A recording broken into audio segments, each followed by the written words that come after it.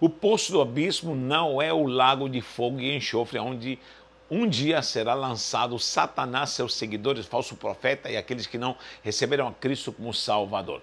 Mas se crê que uma prisão. Mas que prisão é esta? Será que espíritos podem ficar aprisionados? Logicamente, quando usamos a linguagem figurativa, vão se usar as palavras prisão, algema, poço, para que possamos entender. Mas é um lugar fora da natureza humana, fora das dimensões humanas, na atemporalidade, na sobrenaturalidade, sob o controle do próprio Deus Todo-Poderoso, sob o controle do Rei Yeshua HaMashiach. Não esqueça que todos os demônios, potestades, anjos estão embaixo do controle, ou sob o controle da autoridade do nosso Rei Yeshua HaMashiach. E esse poço do abismo tem algumas características, porque ali estão aprisionados até anjos que deixaram a sua condição inicial, a sua condição celestial. Nós vamos ver alguns versículos em relação a isso. Então, esse poço do abismo aparece claramente em Apocalipse capítulo 9. Olha o que diz aqui em Apocalipse 9, versículo 1. É 9:1, Apocalipse 9:1. Diz: e o quinto anjo tocou a trombeta e viu uma estrela caída do céu na terra, e foi-lhe dada a chave do poço do abismo. E ela abriu o poço do abismo e subiu uma fumaça como grande fornalha, e essa fumaceira saída do poço escureceu o seu sol e também o ar. Também da fumaça saíram gafanhotos da terra. Aí começa a falar também até de um demônio que lidera todos esses gafanhotos, logicamente que são potestades malignas, que estavam presas nesse abismo. Isso acontecerá na grande tribulação, tá?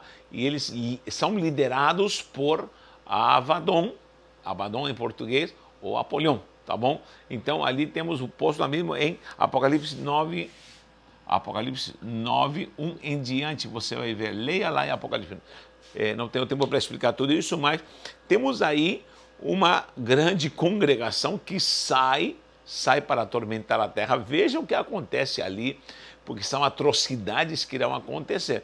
Mas esse poço do abismo estava fechado e foi lhe dada uma chave para esse quinto anjo, é uma visão apocalíptica, e isso, lógico, é algo muito simbólico. Quando se fala chave, repito, coisas terrenas é para que entendamos, porque são prisões eternas. Essas prisões eternas são lugares celestes, são lugares que estão sob o domínio da autoridade de Yeshua HaMashiach.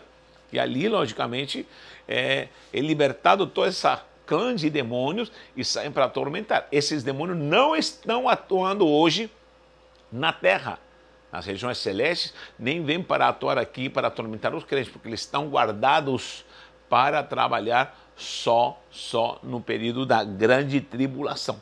Então, esse quinto anjo é o que propaga tudo isso com a autoridade do próprio Deus. Vamos ver outras passagens sobre o que é esse poço do abismo, ou lugares celestes que estão ali sendo apresentados como uma grande cadeia. Leia 2 de Pedro, olha o que diz 2 de Pedro, capítulo 2, ali fala de anjos que estão aprisionados também. 2 de Pedro 2, versículo 4 diz assim: ora, se Deus não poupou anjos quando pecaram. Muita gente diz: espera aí, anjo peca? Sim, anjo tem livre-arbítrio para decidir o que ele quer. Inclusive está escrito bem claramente, diz: se o anjo descer do céu pregando outro evangelho, o tal seja anátema. Por que o apóstolo apresenta essa ideia, se descer um anjo? Porque existe a possibilidade de descer um anjo, se rebelar e trazer um outro evangelho. Logicamente, é uma colocação, numa hipótese, vamos falar assim, mas se é apresentado é porque anjo tem a liberdade de decidir o que ele quer, né? Então, o tal será maldito. E diz assim: antes precipitando, aqui em português colocaram uma palavra inferno, mas não é inferno, gente, precipitando-os para o Tártaro. E logicamente estão as subdivisões ali nas regiões celestes, onde estão esses anjos aprisionados, e os entregou a abismos. Olha a palavra que está escrita aqui: abismos, abismos, abissos, está escrito em grego, abissos, abismos. Por quê? Porque são secções, vamos falar assim, são separações. Tudo isso, lógico, numa dimensão espiritual não dá para explicar. E ali estão aprisionados anjos e estão guardados para juízo. Eles estão aguardando. Tem anjos caídos que deixaram toda essa dimensão celestial, se rebelaram e estão lá aprisionados. Como há também, logicamente, anjos que se rebelaram e estão trabalhando nas regiões celestes com Satanás por permissão de Deus e estão aqui trabalhando contra a operação divina na igreja, contra a igreja, como já temos estudado. Então, há anjos que estão guardados já, preparados no abismo, não estão no inferno, não estão lá no lago de fogo e enxofre, mas estão aguardando aprisionados. O que há com esses anjos que estão aprisionados? Há muitas teorias. Eu gostaria que você desse sua opinião, porque temos muitas teorias. Não posso ser categórico, é assim, assim, assim, mas estou apresentando uma visão panorâmica para que você compartilhe, para que você fale, para que você opine. E qual é a sua visão teológica em relação a esta questão, visão apocalíptica? Há muitas traduções e há muitas interpretações e linhas teológicas em relação ao Apocalipse. E nós não podemos ser categóricos, é desse jeito e acabou. Não, temos que analisar muito. O Apocalipse é uma grande incógnita e um grande mistério para que realmente a igreja se consagre, se prepare, porque os próprios apóstolos falaram, nos ensina sobre os últimos tempos, como vai ser, não vos compete saber. Então, a igreja precisa estar preparada, porque vem um grande fim, tenha certeza. Agora, essa sequência, há muitos mistérios, gente, há muita coisa alegórica, muita coisa simbólica, muita coisa profética, e você precisa entender isso. Olha o que diz também em Judas 1,6. Judas 1,6. Judas fala sobre isso. Diz aqui: e anjos que não guardaram o seu estado original. Aí surgem teorias que anjos deixaram a sua natureza assexuada e se rebelaram ao ponto de se transformarem em corpo humano para se relacionar sexualmente com as filhas. Esse é um tema antigo já, que é uma disputa eterna, meu Deus, e entre os que creem que eram a descendência de Sete, outros dizem que eram os anjos caídos que se relacionaram com mulheres, com as filhas dos homens, e que acontece? E aí começa a geração dos nefilins, de gigantes, enfim, são teorias. Teorias, gente, isso tudo são teorias. Eu vou falar, isso não presta, eu vou jogar fora. Não, há teorias que precisamos analisar. Mas aqui não diz claramente, abertamente, são anjos que desceram do céu e tiveram relações sexuais com mulher. Não diz, não diz. Mas há teorias em relação a isso, porque eles deixaram seu estado original, mas abandonaram o seu próprio domicílio. Ou será também alguém que diga, não, ele não é que desceram para se relacionar sexualmente, mas deixaram esse estado original, que seria a natureza divina, só isso, a natureza celestial, e abandonaram esse domicílio, logicamente, linguagem alegórica, e deixaram a glória dos céus para virem e ficarem aqui numa condição de rebeldes.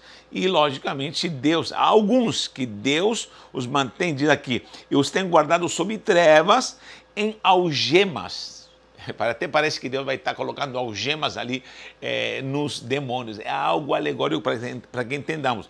E essas algemas são já a condenação eterna, embora não estão no inferno, porque precisam passar aqui disso para juízo do grande dia, o juízo. Então nós vamos estar nesse juízo e vamos ver toda essa cena, porque esses seres, seja anjos ou demônios, ou anjos rebeliados, que agora são potestades malignas, e o próprio Satanás, estão ali, uns estão operando, têm liberdade para operar nas regiões celestes, perturbam a igreja, se opõem a Deus, como outros estão guardados e aprisionados em prisões, e não é permitido que eles saiam, e estão aguardando.